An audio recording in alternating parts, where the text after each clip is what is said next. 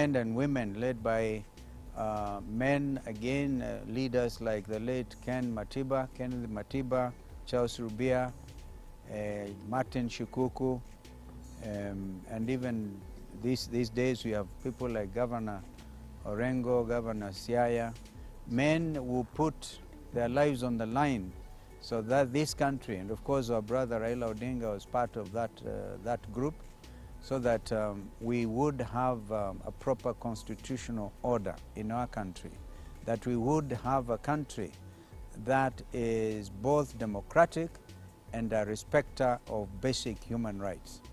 Indeed, this was a struggle through Saba Saba that enabled us eventually to craft Constitution 2010, which was launched by the late President Mwai Kibaki. And since that time, this country has been on paper a democracy. We ask ourselves on this Saba Saba day, is it still a democracy? Now, a latter day men and women, by this time young, the Gen Zs, have taken this a step further. As we commemorate Saba Saba, which is itself not even a national holiday, and as far as I'm concerned, if one was to ask me, this Saba Saba should become a national public holiday because it is so significant. This is, as I said earlier, the struggle that brought Constitution 2010. But this struggle now has been heightened by the Gen Z revolution. The Gen Zs are both on the streets, because in Saba Saba and Kamukunji, those men and women were on, a lot of them were men, by the way. We don't mean demean our ladies, but it comes to a time when that time a lot of men came out. But this time it's a lot of young women who are online and on the streets. We said during the funeral service of the first one to fall, young man Rex Masai, fell at 29. And we have realized between years, a lot of them are young people between the ages of 18 and 23 or thereabouts. And so they have carried the struggle of Saba Saba. And today, as they gather in the streets of Nairobi or wherever they are, we want them to know that Azimio la Umoja One Kenya leadership stands with them, as indeed we stand with all Kenyans. But we must also ask some basic questions. We had demonstrations last year where we lost about 75 Kenyans. And the demonstrations on the cost of living, the high cost of living. And my brother Eugene will bear me witness. When we met as National Dialogue Committee, we had itemized as item number 1 for discussion, the high cost of living. That was very important to us as Azimio. But Kenya Kwanza side said, no, it is our business as government. You will not discuss. And eventually we said, fine. Then we went on to the other issues, the culmination of which was the draft bills that are now lying in the National Assembly. We think that the low-lying fruit out of those discussions is the IEBC Amendment Bill 2024, which William Ruto has promised to sign into law. We say that this should be done expeditiously on this Saba Saba day so that we can have the process get underway of coming up as soon as possible with a new IEBC. Because the country right now is at a crossroads. This is not a thing that we think should be delayed for even one extra day. Allow us also to really commend our leaders in the Senate, the whole Senate. I saw for the first time Azimio and Kenya Kwanza talking the same language at the floor of the Senate when they refused to go on recess because the country was burning. What happened on the other side? The National Assembly. I think it was a tunnel that helped them get away from young Kenyans, running away from their own youth. And the ambulance, some of them, I'm told the speaker, escaped in an ambulance.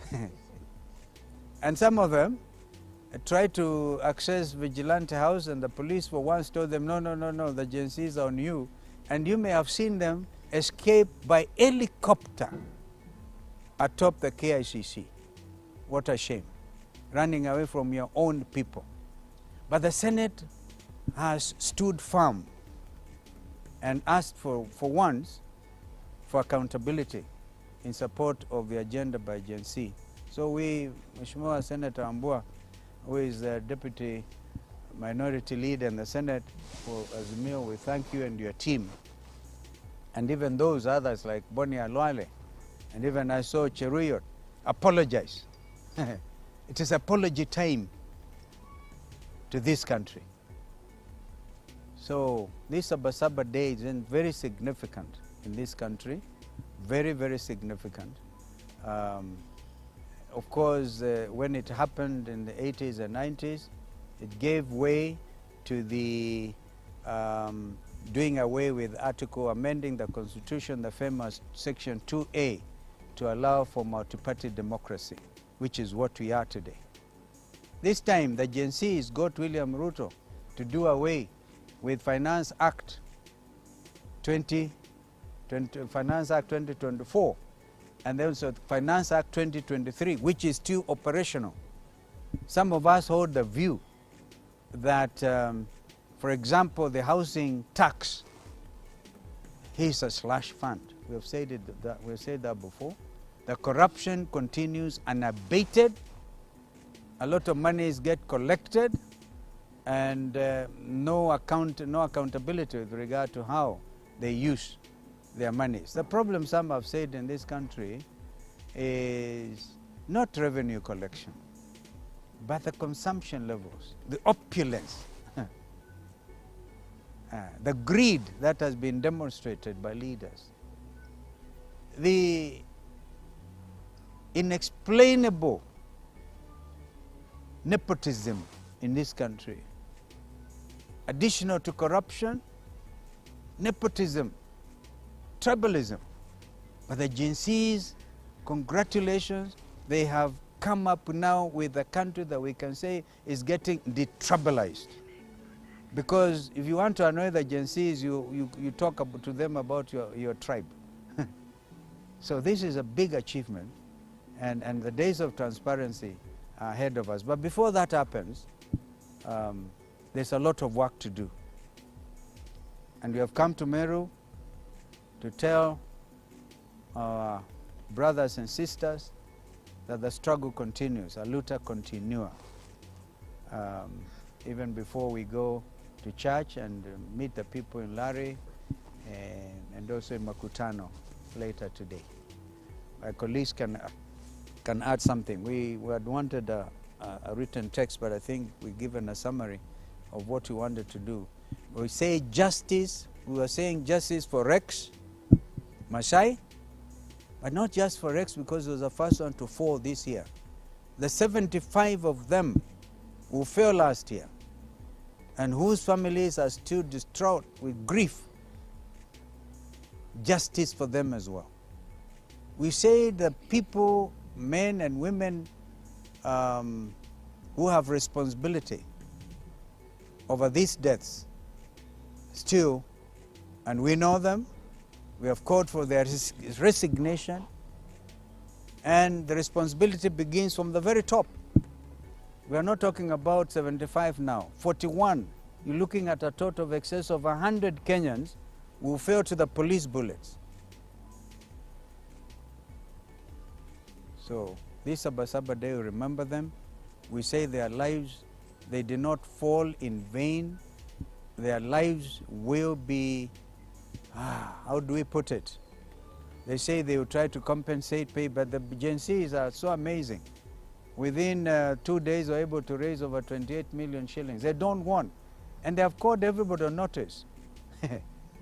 Can you imagine William Ruto say there will be no church Harambes, no Harambes by people close to him? And yet you used to say that at some stage they should give billions to churches. Everybody, including the church, has been called by Gen Zs to be accountable. That's why you say this country will never be the same again. So justice for over 100 Kenyans will fail between last year and this year. And many others who got maimed, still some recovering in hospitals, and yet others lost property. Kwa hivyo mambo hayo ni magumu, na tunazidi kusema pole sana kwa wote ambao wamepoteza watu yao, jamii zao, na tutasimama pamoja sisi kama wanaazimio pamoja nao. Eugene. Thank you very much, Your Excellency. And let me start by also joining my brother Peter Munya and the leadership of Meru and this region, thanking them for welcoming us here. We were here earlier and you welcomed us back. Wanasema hadi ni deni na tuko hapa kulipa deni, tulikuwa tumesema tutarudi. But we have come back on a very special day in the history of our country, Saba Saba Day. This is a day that Kenyans came out and died to bring an end to a dictatorship. And it's as a result of those who came out and died. They went to Kamkunji, they took on a dictator, that Section 2A was removed and a new constitution was birthed in our country. Today, we say to those who lost their lives last year, during the Maandamano, 75 of them, 41 Gen Zs who lost their lives, and they're all very young. From Rex, who was 29, that we buried in Machakos the other day, to Kennedy Onyango, who was only 12 years, and who took almost 8 bullets. And this system keeps changing the story. But Kenyans saw a little boy of 12 years whose body was riddled with bullets and who died at the hands of our police. We are here to commemorate these deaths, but also to salute the freedom fighters. These young Gen Zs, 41 of them, are heroes just like the freedom fighters of our first liberation who got the colonial government out of place. Freedom fighters of the second liberation who went on Saba Saba Day and got the Nyayo system out, and who said Moi must go, and Moi went. Today we hear these young heroes saying Ruto must go, and Ruto will go. We have no doubt about that. It's a matter of time. We know he's trying to panel beat his government, to put some very cosmetic changes, to form task forces. We must thank the Law Society of Kenya for rejecting to be lured into a system of cleansing an already failed regime. Let us listen to the voices of the millions of Kenyans who are saying Ruto must go and ensure Ruto goes. As Azimio, we want to assure them that we stand with them. Their cause is our cause. We have listened to our parliamentarians speak and even followed debate in our Senate. And we heard some of our parliamentarians say, blood was shed on the hallowed grounds of Parliament, and that Parliament needs cleansing. Senator Wambua, the only way we can cleanse our Parliament is by acknowledging that what happened was a vote of no confidence in the Parliament of Kenya.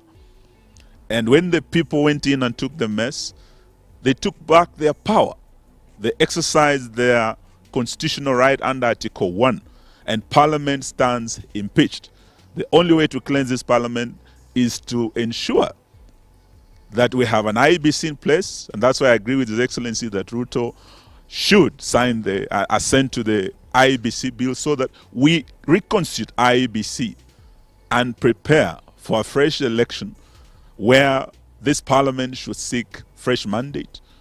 And Ruto must realize that he and his government no longer enjoys the confidence of the people of the Republic of Kenya. So on this Saba Saba day, we want to urge our agencies and all those who believe in this cause that the mission is not done until Zakayo ashuke. Sitaki niseme kuliko hapo, lakini pia niseme pongezi kwa majenzi. We've had an absentee president who has been flying all over the world, but the Gen Zs have actually grounded him for the first time. We have a flying president who has become a resident for the last 3 weeks. It had never happened, thanks to the Gen Zs. Lazima tuwashukuru kwa hii na tuambie wakaze kamba kabisa. So mwisho, yes, they've saved us a lot of money, and I want to invite my brother Munya, and as he comes, we served with him as the Minister for Agriculture. We have had the fertilizer scandal. Parliament impeached the minister, but he's still protected, and corruption continues unabated. We've heard of the fertilizer that disappeared on the high seas. And the only way we can cleanse this is really by getting a new government in place. And as the last Minister for Defense, I want to request that the Commander-in-Chief cancels the deployment order that he gave for the military to come out against the citizens of the Republic, the youth of the Republic. We cannot say we are a democracy and we have deployed our military against our youth. That deployment order hangs over the heads of Kenyans like the sword of Damocles. We cannot deploy our military against our citizens indefinitely. And having served with the late General Francis Ogola, God rest his soul in peace, we haven't yet been told what killed him.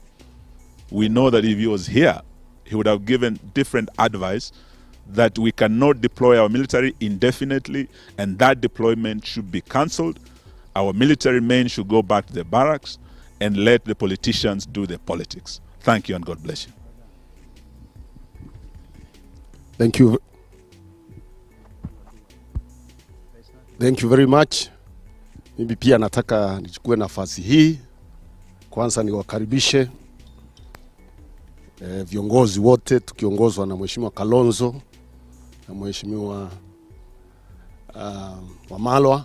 Niwakaribishe hapa Meru, msikie muko nyumbani, na pia nishikane nao kusema leo ni siku ya muhimu sana katika taifa la Kenya, ambayo ni ya makumbusho ya sacrifice sile taifa la Kenya na viongozi wa Kenya wa zamani walifanya ndio tufike pale tumefika leo. Na kwa hivyo tuna wakumbuka hawa, wale wengine walikufa, wengine wakakuwa maimed, wengine wakapata majeraha ya kundumu wakipigania mabadiliko Kenya. Na tunashukuru vijana wetu ambao mara nyingine tulifikiria hawaoni shinda zile siku, wameamuka zaidi yetu na wamehakikisha hii serikali iko iwajibike. Demand ya Gen Z ni uwajibikaji wa serikali, sababu serikali inasimamia watu na fedha za watu. Kwa hivyo watu wanasema lazima iwajibike.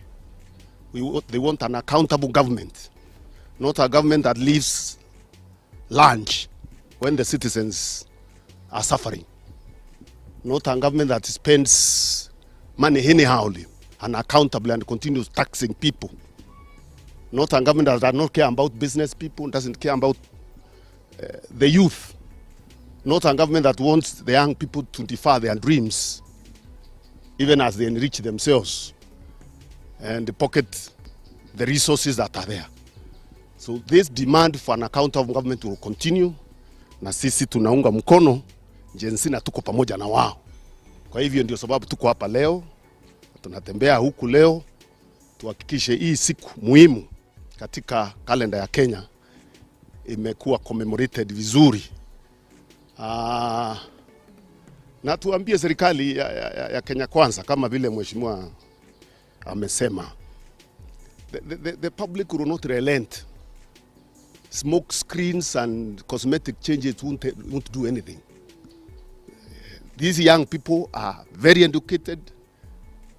They are able to analyze issues. They have gone to the best schools. So a window dressing exercise will not satisfy them. So forget about saying you want to do some changes. Up here, when corruption starts from the bottom, inaingia kwa civil service mpaka huko chini, what they want is complete overhaul of how government is run so that they can see value for their money. Uwezi kuendelea kuongeza taxes when problem was, I would even say close to half of the money is actually misused. Ni matumizi na misuse ya pesa ya serikali wanataka iende chini, hiyo pesa itumike vizuri kulipa hiyo mandeni, Kenya iweze kuenda mbele. So any cosmetic changes will not satisfy them, neither will we be satisfied as leaders. So hivyo tunaambia agency, don't relent on your demand, continue demanding. After all, you are the young people, and the future of the country is for the young people. Santeni sana. Maybe I could add then, wonderful. I could make it very plain that the attempt by William Ruto to constitute a task force to look at the debt situation in the country is unconstitutional.